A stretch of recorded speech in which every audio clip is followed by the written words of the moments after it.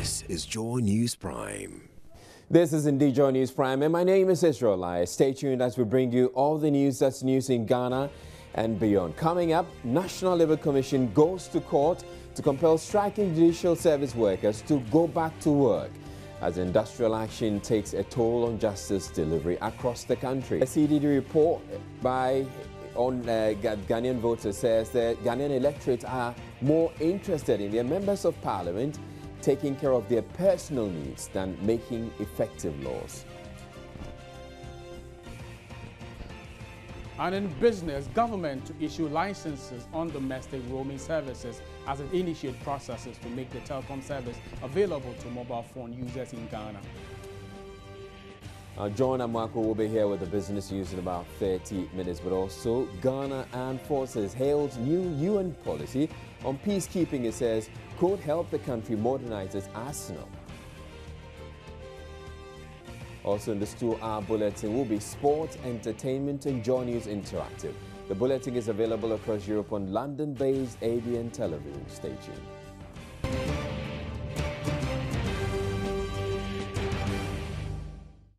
The National Labour Commission has filed a writ in court to stop a strike by the Judicial Service Staff Association of Ghana. The association last week declared a nationwide strike over non-payment of their 2 years consolidated salary. It accuses government of deliberately delaying the payment of the monies it says has been approved by the Judicial Council. The developments have seriously affected work at the various courts across the country. We'll bring you a report on that later. But the Labour Commission has described the strike as illegal and in bad faith and wants the courts to compel the judicial staff to resume work. Executive Secretary Charles Bawodria tells my colleague Elton Brobe JUSAC acted unconstitutionally. We subpoenaed the parties, the JUSAC and its members, and employers, that is Salaries and Fair Wages and Salaries Commission, then the Ministry of Employment, then the Ministry of Finance. We also subpoenaed the Judicial Secretary. So on the 18th day of May, the parties appeared before the Commission.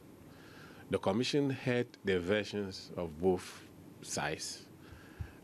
We heard that of the employer, we heard that of JUSAC, and the Commission came to the conclusion that, one, the parties were still in the process of negotiating. And the law requires that when the parties are negotiating and it appears to the Commission that they have not exhausted the negotiation process, the Commission will refer the parties back to the negotiation to either complete it or declare a deadlock and come back to the Commission for the Commission to take other steps. So that was one. So we noticed that negotiations were still ongoing. So we directed that the parties must go back to the negotiation table, complete the negotiation, and report back to the National Labour Commission on the 8th day of June, whether successful or not. Now, we also noticed that contrary to the provisions of the Labour Act, which require any organization, union, which intends to embark on a strike action or a lockout, must notify the National Labour Commission at least 7 days to the date stated in the notice for the intended action before embarking on such action. There was no such notice. Was this done? There was no such notice by JUSAC.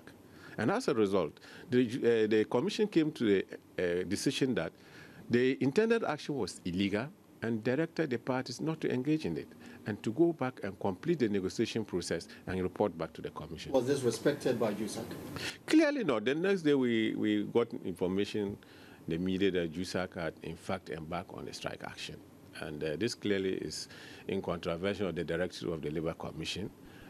Clearly, it is not an action that JUSAC should have done. They ought to have respected the decision of the National Labour Commission. You see, the Commission, when it makes a decision, like in any court, you either comply with it, or when you disagree with it, there are steps you must take. One, you can apply back to the Commission for a review of the decision if you think that there was something substantially wrong with the decision or some facts, some new matters which has come up which were not in the contemplation of the Commission at the time they were taking the decision. Then you come for a review. Or two, you appeal against the decision of the Labour Commission. JUSAC never did any of these. And so clearly JUSAC is acting in a lawless manner. The commission here adds is hopeful it will succeed with its court action. What the commission can do is to apply to the court, the law says, for an enforcement of the decision. We acknowledge that the body before whom we will apply for the enforcement of the decision are the people on strike. But we have had discussions with the Judicial Secretary, and the position is that there cannot be a complete halt of the judicial process in this country. That would be dangerous. So steps are being made to enable us to enforce our decision in the law court. What are some of the steps? Let me say shortly, an application will be filed before the court for an enforcement of the directives of the commission. Meanwhile, litigants, lawyers and police prosecutors have had no choice but to desert the court on the second full working day of the strike by the judicial service workers. Here's a news desk report. Justice delivery is at a standstill. Remand prisoners who are due to appear before a judge would have to wait in custody. Business and land disputes, as well as cases on human rights infringements, are all on hold as the court staff remain out of work. At the courts here in Accra, there's very little or no activity taking place. Similar scenes pertain in other parts of the country where only security men are at post. The workers called the strike to protest government's failure to consolidate their salaries and pay their outstanding allowances. Government has described the action as unlawful, but JUSAC insists they will remain out of work until government addressed their concerns. Employment and Labour Relations Ministers told the workers government is working hard to ensure they receive their due. But until this is done, justice delivery in the country will remain grounded. Now, the heavy rains associated with this time of year have finally started, albeit 2 months late, with the Ghana Meteorological Agency warning it should intensify in the coming days. If the downpour in the last few days is an indication of what the forecasters are talking about, then the city authorities and residents alike would have to brace themselves. Already, there's been some distraction. Patricia Gasu visited Bawe here in Accra to speak to some affected residents by the storm. Behind me are some trapdoors that have been removed. As you can see, the mason is currently mixing the mortar so they can raise their steps. They can raise blocks to cover the entrance to their rooms to prevent the water from entering. I have one man here. He's also been affected. And soon as I try, a far hobby that have far inside the bar, a twin level to from stage. Now we're ready.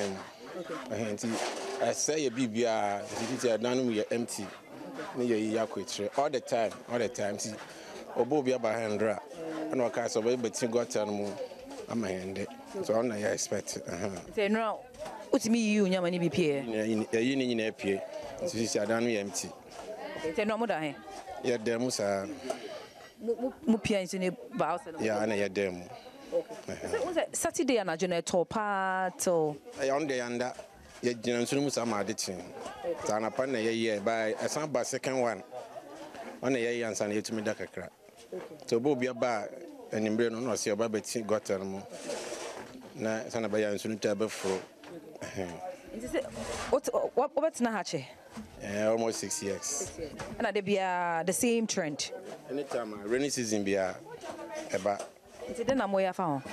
Fear and Casse. Obesi got an in soon for by a young year.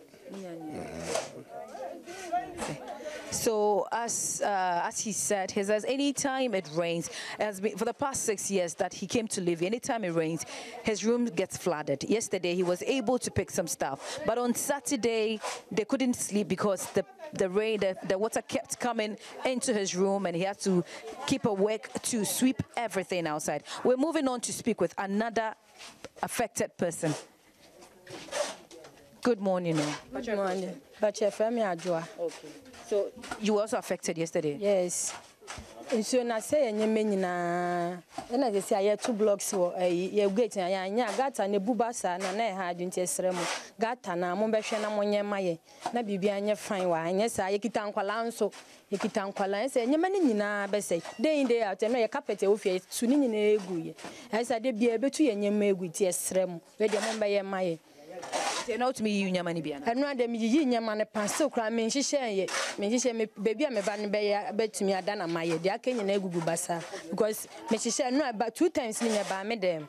To me, I said, Mrs. Share, Bessan, to me 2 blocks in Yana, Mrs. Senia, Maya, Mrs. Share. Saturday, and soon told them, pa, then I. So, man, no, or be them near Quad Diamond, Emma, ya do be them one idea and matching ya. Ya started me dim van coto no mono, and I'm started by ye Jumana Sans, and soon feed them one idea chain. Hey, you ain't sabo. Ne sounds to say nobody says we are now. It sounds to about 18 and sounds to here with the aspiring member of parliament for Wajak Bawe constituency. Why do you take this upon yourself to do? I think that the people need an intervention and somebody has to be there for them. I think that it's been a very difficult 24 hours in this constituency, especially in the Malam community. We've gone through homes that people virtually did not have anywhere to spend last night because they have lost everything they have in their rooms. And then we realized that the main problem was the big gutter that runs through the community, and we realized that because a lot of people dump their rubbish into it, there's a lot of weed and everything, so the water is not able to find access to get out of the gutters. So that's where we decided that, and with the intervention of engineers and planners, thank you very much to Mr. Ibrahim Mahama. He sent us an excavator since last night. So since last night, the excavator has been working, and at least we have got some results, and we are excited by it. So which area did you start from? We started from Kokroko, Abase, that area near the Malam Bridge. I'm sure that later on I'll take you there to see. We did it last night, and as at this morning, all they keep saying is thank you very much, because they know that it's really worked for them as we took the machine there. So this morning we've moved on to the Bola Road now. There's another big gutter here that we are trying to work on this morning, and we are hoping that by the close of today, the people will heave a sigh of relief.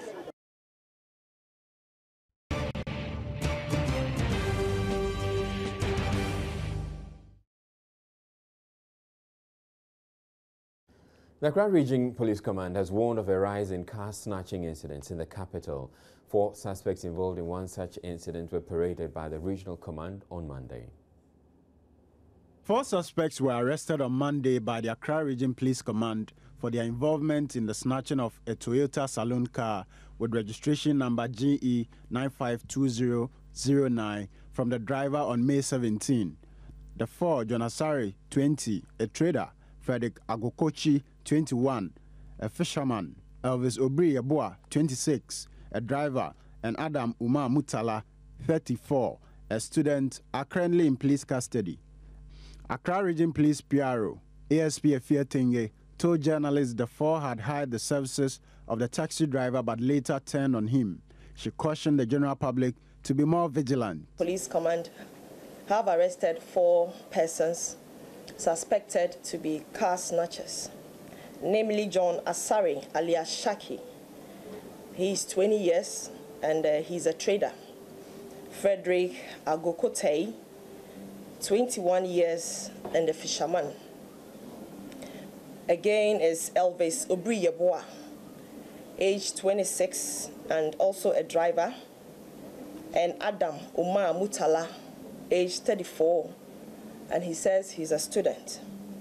The brief facts are that on the 17th of May 2016, at about 10 p.m., the 3 suspects hired the services of a Toyota taxi cab with registration number GE 9520-09 from American House Junction, East Legon to Mempasam, that is close to Asharibuche.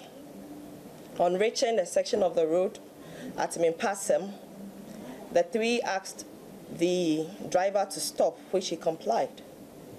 They forcibly removed the ignition key, and when the driver resisted, he was attacked with a machete.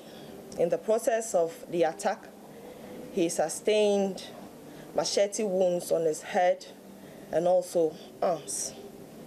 After they succeeded in snatching the car from him, they later drove the car to Kakumba Market for sale of an amount of 2,000 Ghana cedis. A report was immediately made to the police, and upon police intelligence, They were all arrested the next day at Kokomba Market, where they have gone to collect the amount. The driver who got injured in the process is still receiving treatment at the hospital. An effort are underway to process the 4 at court. As the police continue to fight the menace, that is car snatching, it will appeal to the public, both private and commercial vehicle users, to be extra vigilant in order not to become victims of this crime.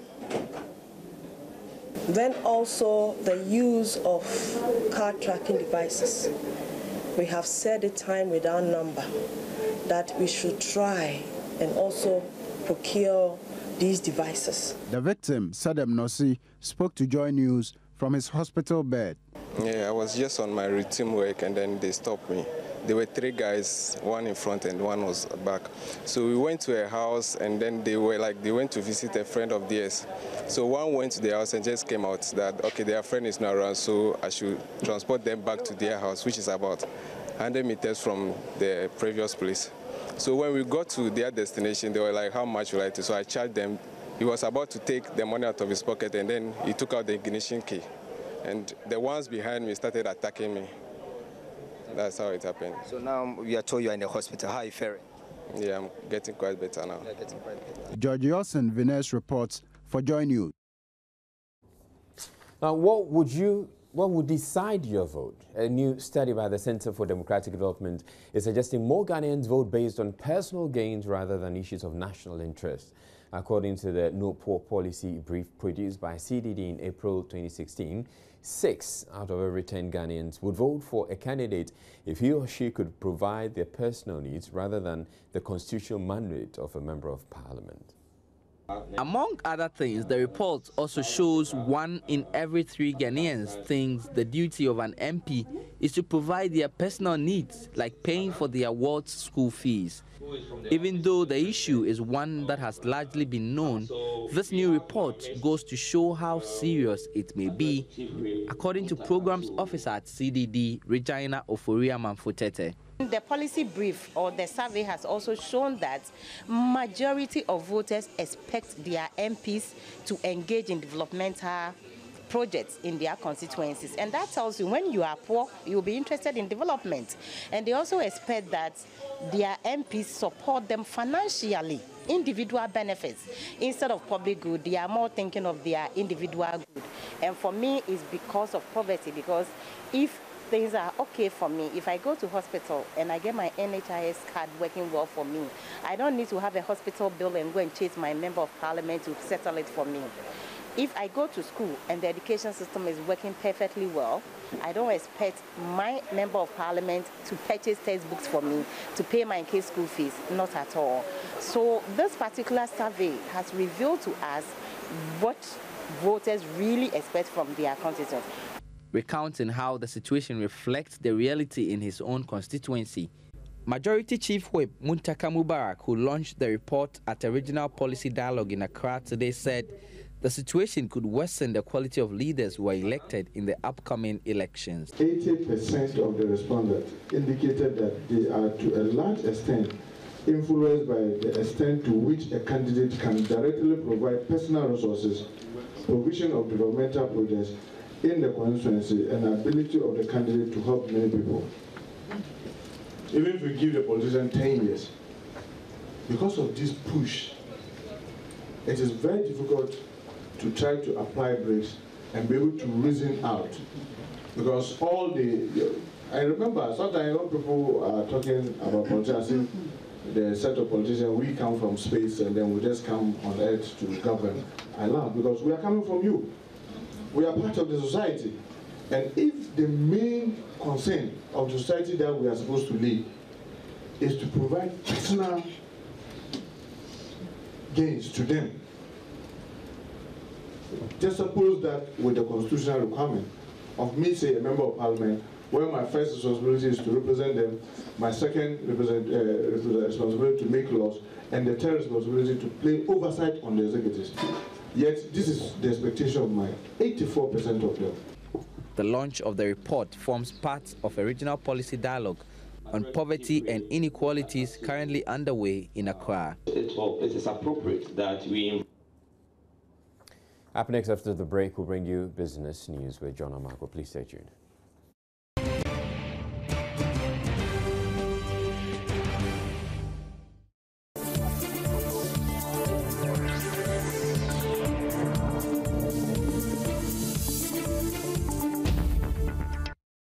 Right, time now for business, and John Amarco has joined me. John will typically be bringing us the stock report. Exactly. Right, but today you're bringing us the business news itself. What's coming up? Basically, the Land Commission is actually planning or making preparation to actually regulate these big parcels of land in the country, the management of land acquisition in Ghana in particular. So they are starting from actually organizing some consultative forum for stakeholders in the land administration and everybody who's actually involved, you and I, involved in lands and other stuff. So basically, that's one big thing that we are looking at tonight here in business. What personal benefit or what benefits will this have, or will this bring? I think basically the objective is to ensure that this issue or the phenomenon of land gas and stuff are actually eliminated totally. So in the event you would want to actually go buy some land or acquire land, you know where exactly to go. And when documents are actually handed over, they are legitimate. You don't need to buy from several people, pay here, pay there. Even after when you're staying in, another chief will come. So all these issues meant to be resolved by this particular regulation being actually settled by the Lands Commission. That should solve a lot of problems. Exactly. Actually. You take it away. So, thank you very much, Israel. And here in business, Lands Commission says it will finalize guidelines to regulate large-scale land transactions by end of June. The Commission has been engaging various stakeholders to formulate national policy which will promote investment in agriculture, housing and other land-related activities and protect the interests of landowners.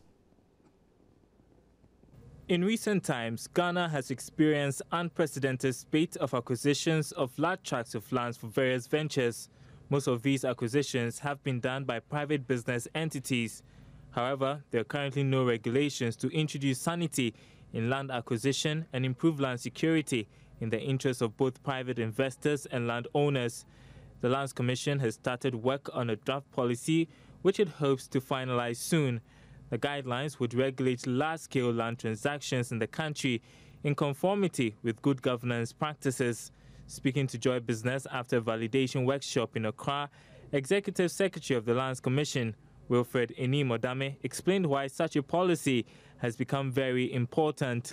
By trying to ensure that we have a framework that will regulate large-scale acquisitions in this country, we are very much cautious about the fact that we do not want to undermine investment, because investment in any form will have to manifest in land. So in our attempt to ensure that land is not over-allocated, where communities are made landlessness, we are very cautious that in all that we are doing throughout the process, we want to stimulate and promote investment. So this policy document is under review. We have invited about 70 key stakeholders in the southern sector of this country to review the document, interrogate the document, and also provide additional inputs so that the Lands Commission can enrich the document. The USAID is offering support for the formulation of the policy through its Feed the Future Ghana Agriculture Policy Support Project. Chief of Party for USAID Ghana, Walter Nunes Rodriguez, says this policy will also create an enabling business environment. One of the purposes of the project is to improve the business enabling environment, to increase private sector investments. And the area of developing guidelines, strengthening land policies, improving the transparency, tackling the speculative acquisition of lands, improving on the processes to acquire land, improving on the process to negotiate land with the traditional customary landowners is an issue of utmost importance to improve that enabling environment. The draft policy, when complete, would be submitted to the Ministry of Lands and Natural Resources.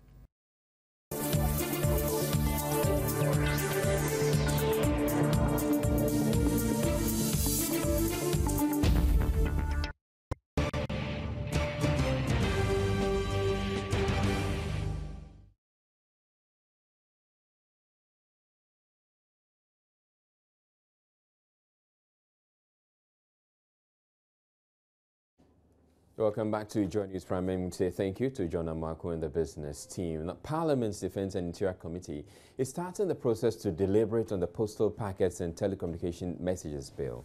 The bill, according to government, is meant to fight and suppress organized crime, but critics argue that when passed into law, phone conversations and other messages of innocent citizens can be easily intercepted by the state. Monday morning, the committee met behind closed doors. Now, joining me on the telephone line now for more, or with more, is the Vice Chairman of the Constitutional and Legal Affairs Committee, George Lowe. Good evening to you, Mr. Lowe. Good evening, Israel, and good evening to our cherished viewers. Yes. How sensitive, or what was the outcome of these deliberations that you held behind closed doors? Oh, well, Israel, let me make the first correction. We didn't hold it behind closed doors. What happened was that, you know, the designated conference hall for the hearing had to be changed because the air conditions were not working effectively, and therefore we relocated to another place. And I think that it was not communicated properly. All right. To the media, so that's why they didn't come. Okay. But what's the outcome? Well, we had petitions. We heard from those who were able to make it. The Ghana Bar Association and the CDT were unable to appear, but Samson Lade Ayene came in his capacity as a private legal practitioner representing Joy firms, and we also had Catholic Secretariat, we had Catholic Bishop Conference, we had Imani, we had Occupied Ghana, we had Chamber of Telecoms, and a few others, and they came, we listened to them. Where we wanted clarity or clarification, we asked the relevant questions. So we've taken their positions. From tomorrow, God willing, we will sit as a committee and start considering the bill itself and see if we need to incorporate some of the things that they brought across. All right. So is that going to influence what they said, going to likely to influence how you consider this bill? Well, you see, Parliament has its procedures. The first thing is that the committee would look at it, will make recommendations, will present a report. That report goes to the plenary session. And during consideration, the whole of Parliament, not the committee alone, go into discussions. We take it clause by clause discussions and see what we want to put in, what we want to remove, and how the bill should come out. It is not a decision per se by the committee alone. It's a collective decision of the whole House. So I don't think that I will be able to say to you what would influence us or how would not influence us. Like I said, we've taken the position of all the petitioners. Interestingly, most of it is about the same thing, you know, and we think that we've listened to them, and we'll now go and sit down with the Attorney General as our major consultant. Sit down and all right. How best we can go through. Thank you very much, George Lowe. You're welcome. George Lowe is a member of Parliament. Well, petitioners opposed to the Postal Packets and Telecommunications Messages Bill are warning the bill has the potential to deny Ghanaian citizens the privilege of not self-incriminating, which they currently enjoy under the current legislation. The bill seeks to harmonize the various regulations that exist on the security of posts, government interception of parcels, general communications, among others. But speaking on the Pulse on Monday, one of the petitioners, private legal practitioner Samson Lade Ayene, insists the bill is unnecessary. When they are finished at this point, that's a committee, the Defense and Interior Committee. They will submit, you know, the inputs that have come, and then they will put it at the whole House, and the House will begin a debate. Okay. But I say it doesn't look like it's necessary, and it doesn't look like there's urgency for it. But I make a point that even if it is necessary, it is only necessary to the extent that it is seeking to bring all such laws scattered in over a dozen legislations in this country together into one small book. That one every lawyer will embrace. Okay. So to that extent, it may be necessary, but it's not urgent. Okay. Presently, our laws protect you from what we call self-incrimination, so that if you are arrested, you could decline to give information, because it's not your job to give information for that information to be used against you. Yeah. You and your wife, your communication is privileged. You and your priest, your pastor, okay, your communication is privileged. You and your lawyer, the discussions that you have are privileged. But with this law and with that animal put in there for the security coordinator, he can abuse it, and it may even become the default. Instead of seeking to go to court, he will simply tap your conversation, use it for whatever he wants, okay, and doesn't really get punished. And then they say, after he has done that, he can come to the court later to confirm it. I say, that is a rather, upside down situation. It's wrong. They should get that one out. What I suspect is that if they are actually listening to all the submissions that have come in so far, what it means is that Section 4.3 of the bill will be struck out. You're watching Joy News Prime. Up next, we're bringing international news.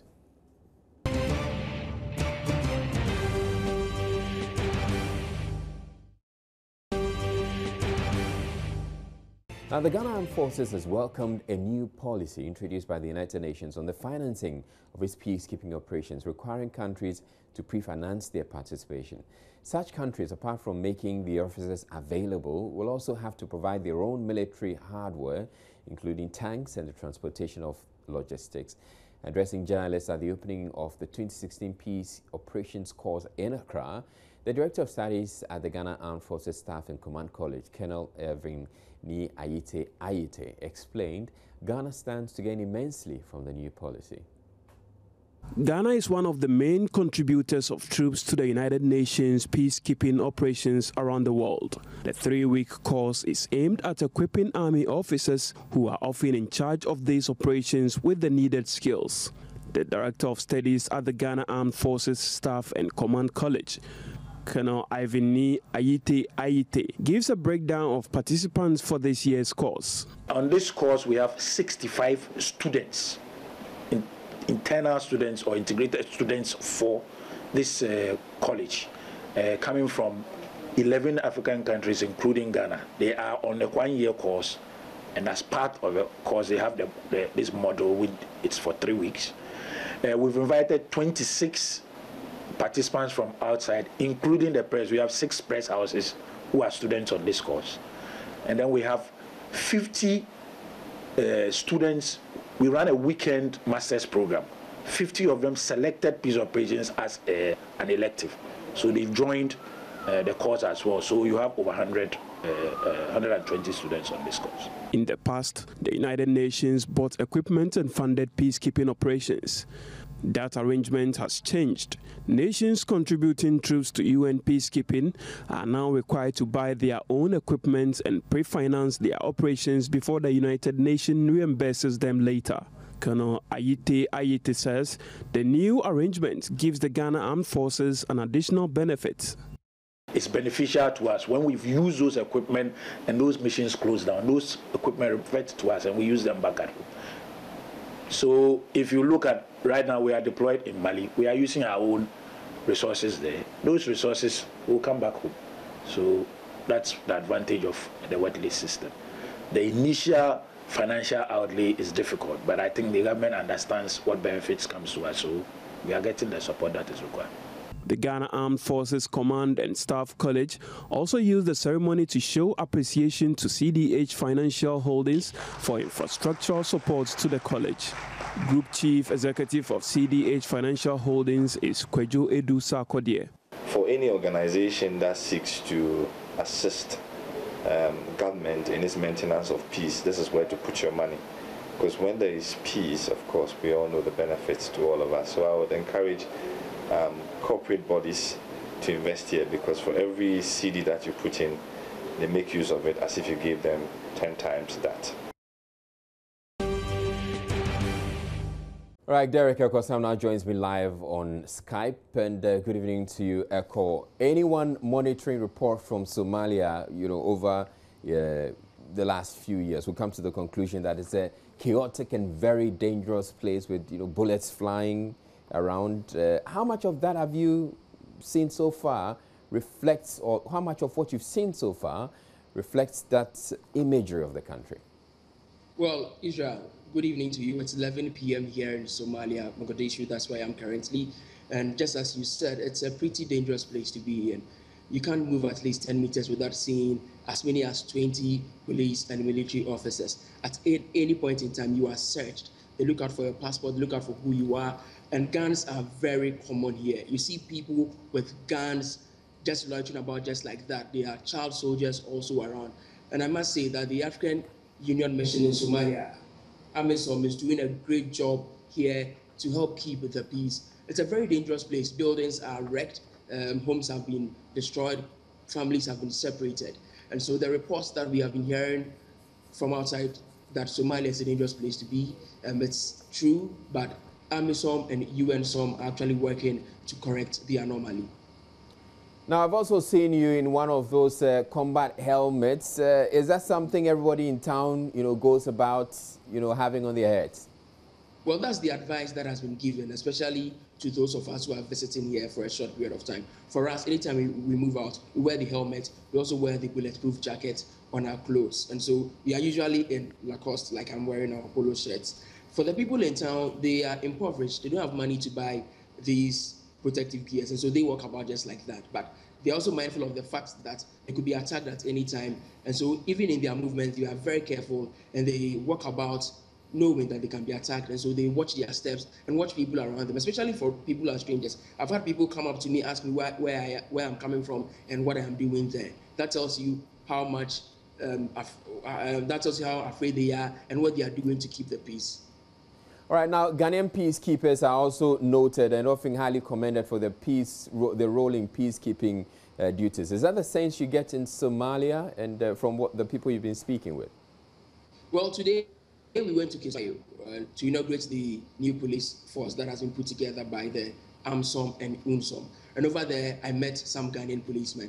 I tell you, there are about 23 Ghanaian police men and women here. And to tell you, the commander-in-chief of the AMISOM here, that is the African Union Mission in Somalia, is being driven by a Ghanaian. The person who trained the policemen who have just passed out is actually a Ghanaian. The leader of the vetting committee is a lady, ASP Lydia Otunyako. So it tells you that the Ghanaians here are actually lifting high the flag of Ghana. They are working. You speak to people and they speak highly of the Ghanaians here. And once they realize that I'm also from Ghana, it tells you the kind of reception I was giving here in Israel. So the Ghanaians here are actually helping keep the peace. They are being commended by all and sundry here. All right, thank you very much, Derek Akosam, and you keep safe in Mogadishu. So that was Derek Akosam. Joining us is Derek Akosam. He is in Mogadishu, the Somalian capital. Now moving on to other stories. Okay, apparently we don't have too much time, so we're taking a break now. When we come back, we'll bring you entertainment news. Stay tuned.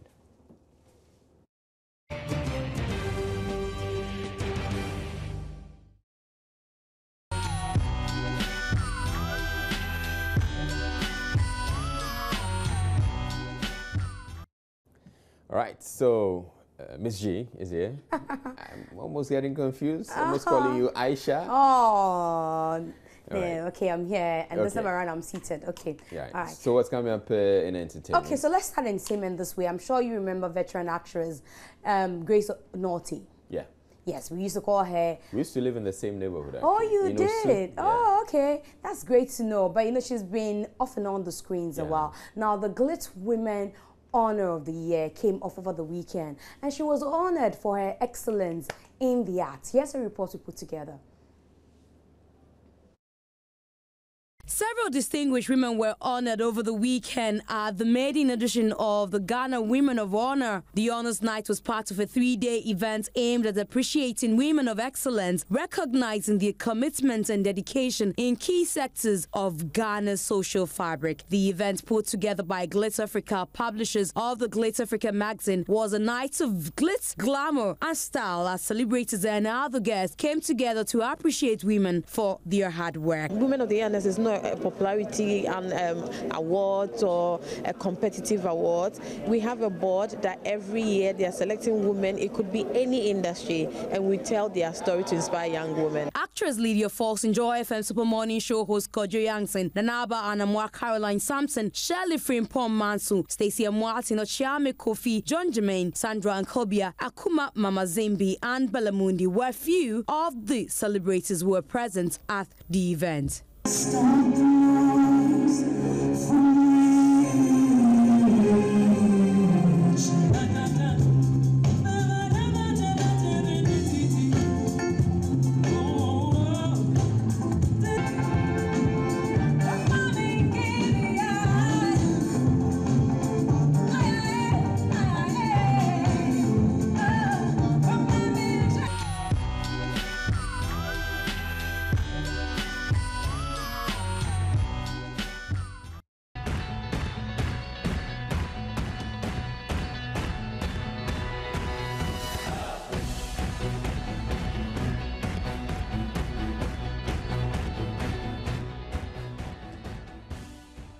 You might have heard about the violence that was perpetrated in Kwewu Praso. Now, the story was that King Solomon FC, which is a Division 1 club, played Great Olympics. Great Olympics won the game, by the way, by a goal to nil. However, the home fans were unhappy at the calls from the ref. Samson Azuma was beaten, had head injuries, and also had blood soaked throughout his kit and all. He had to be taken to the Nkoko Catholic Hospital. We spoke to Mawahene Achampong earlier today to get his thoughts on what has been happening in this matter. The desire to win at all costs, whether your team is good, whether your team is not good, they want to win at all costs. And that if the referee don't win the match for them, then they should beat him. And then secondly, the inability of the police to arrest the culprits and prosecute them. It emboldens them to do what they are doing, because they know that after they've beaten up the referee, nothing will happen. So I have said elsewhere, and I keep saying that I think the police are to blame for what. In national team news, the Black Satellites are back in town. You may recall that yesterday they were in Ethiopia to play in an African Youth Championship qualifier. They lost by 2-1. However, Masoud Didi Dramani says they hope to make amends in 2 weeks when the second leg is played in Cape Coast.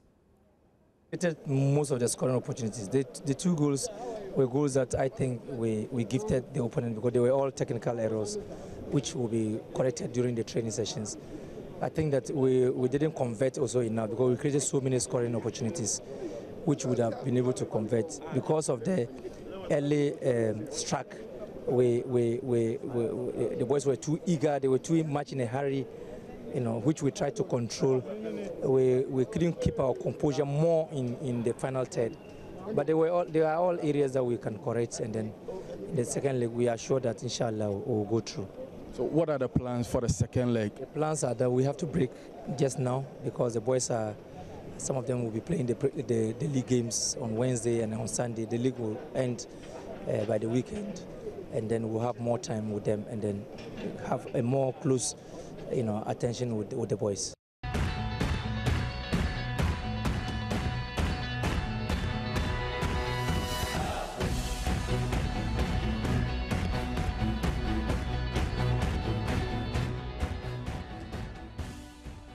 That's it for the bulletin. For more news, you can actually log on to myjoyonline.com, where we have loads of the stories that we've been talking about this evening. Until then, you have a good night. My name is Israel.